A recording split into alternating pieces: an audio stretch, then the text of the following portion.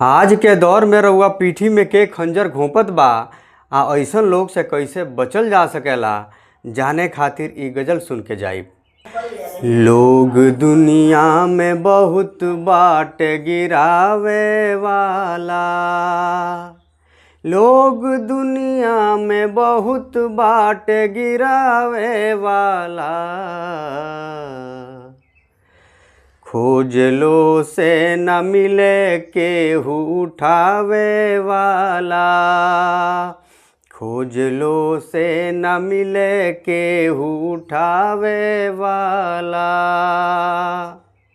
खुद से मंजिल के पता खोज लो ये राही तू, खुद से मंजिल के पता खोज लो ये राही तू।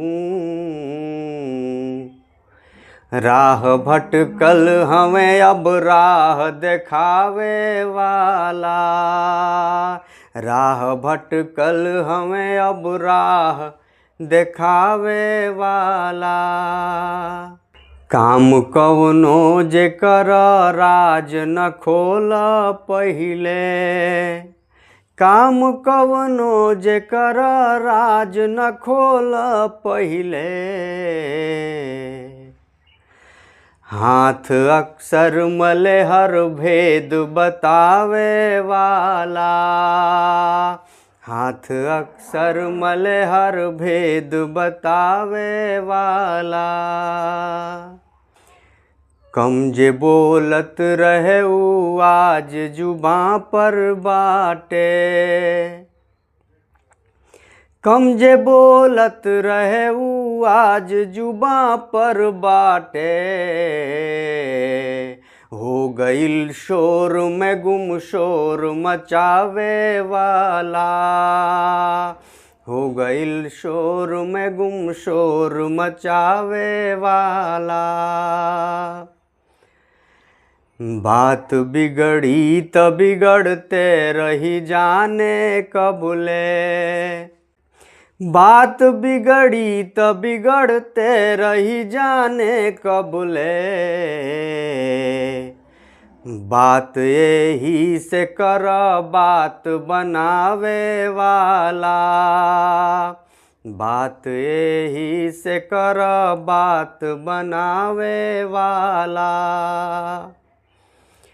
आँख मुनि के न भरोसा कर तू सबका पर,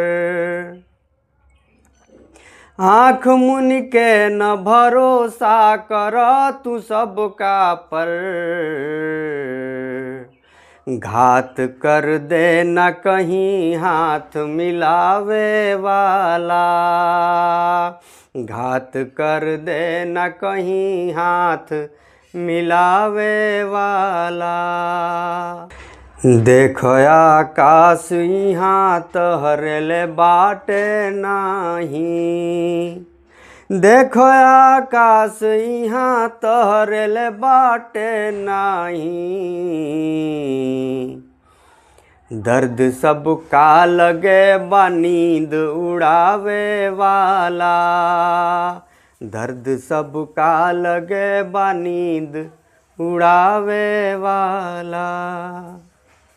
अगर ये गज़ल रउआ नीक लागल होई तो एके औरियो लोग लगे ज़रूर भेजब सभे आ अपन विचारो देव सभे। बहुत बहुत धन्यवाद।